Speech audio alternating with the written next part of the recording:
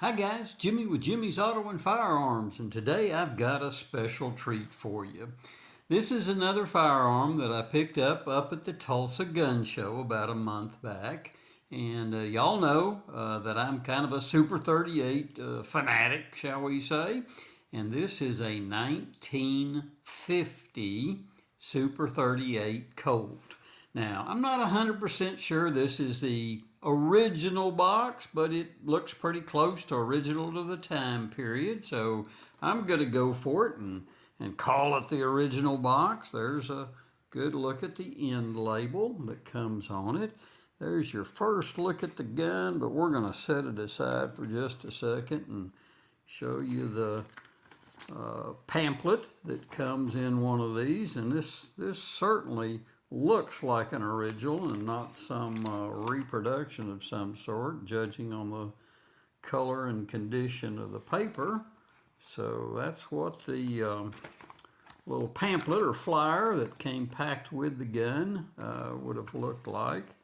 There's your look at the inside of the box, and let's take a look.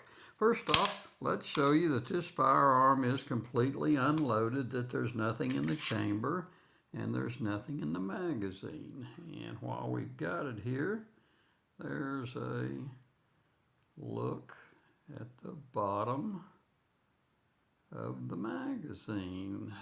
I'm trying to catch the light just right there. You go. That's the bottom of the magazine showing you the markings on it. So this is what is commonly called a fat barrel. This was the post-war, and fat barrel guns are 580 thousandths.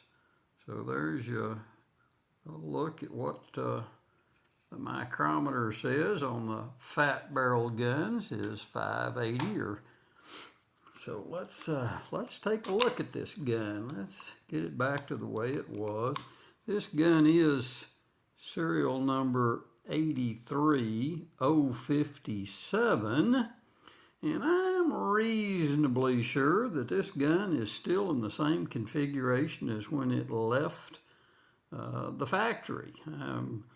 I've made mistakes before, but this one looks like it's all original. There's your shot of the marking on the barrel. It says Colt Super 38 Auto, which for a 1950 should be correct. A fat barrel and marked up on the top side.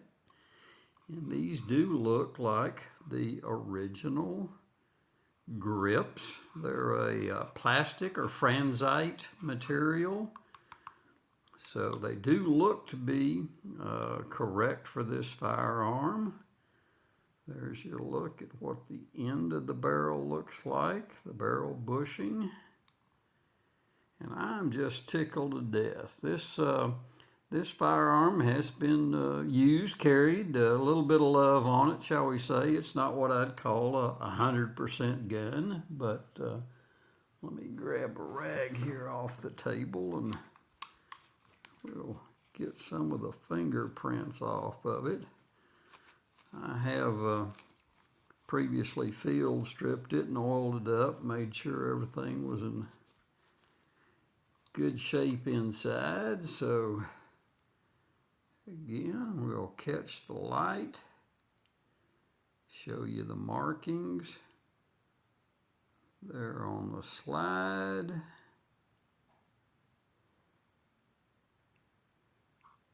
Just the way I like to see a gun. It's got a little bit of love.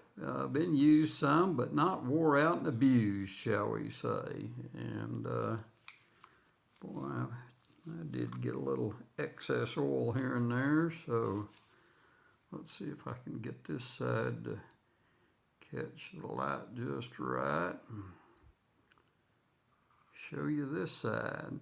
So once again, last look, unboxing, 1950 Colt Super 38.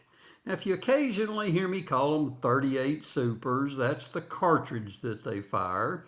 And Colt technically called these Super 38s from 1929, the first year of the Super 38, all the way up through 1970 or 71. I forget. One of those 2 years is the last year. And then they started calling them 38 Supers. Basically the same cartridge. Of course, back in the old days, they didn't have any of the 38 Super Plus Ps that we see out there in the marketplace today. And I'll get this down to the range and shoot it. I've got another video of me shooting my 1931. I don't put any Plus P ammo in them because they weren't designed for that. But we'll get this one down there and do a shooting video on it soon also. So there you go, guys. There's you a good look at this 1950 Colt Super 38. Hey, give me a like, subscribe to the channel, share it with your fellow Second Amendment gun collector people, and I certainly appreciate it. As always, thanks for watching, and until next time, guys, we will see y'all down the road.